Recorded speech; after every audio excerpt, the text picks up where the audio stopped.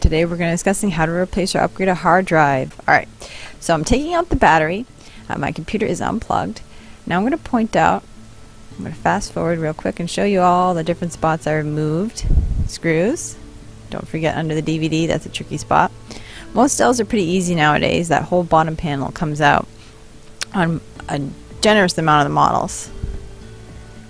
I'm going to take my pry tool and now pry it off. You might find that you have a door as opposed to a whole bottom panel that removes off. As you can see, that bottom panel comes off really easy. Now I'm going to remove these two screws because this is what is called my hard drive caddy. Now this size hard drive is called a 2.5 and it has a SATA connection, if you're wondering what kind of hard drive this is. And this can be upgraded in size on a lot of models. It can also be changed to a solid state drive as long as it's the same size. As you can see, I had to unplug that little ribbon cable with that flap and then pull it out. Now there are usually 4 screws, as I'm pointing out now, that would hold in a hard drive. I've already removed them. And it comes out of the caddy. And then I have to take that little connector off, which, as you're going to see, can be kind of a pain in the butt.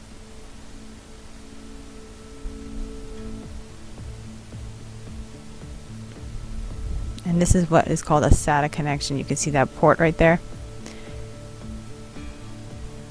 Alright, now I'm going to bring my hard drive caddy back. It's always good, as you can see, I didn't take note of which way the hard drive goes. I had to look at it and figure it out, but it's good to kind of take a peek at that before you put it back, just in case you forget. As you can see, it inserts back in that little connector. 4 more screws.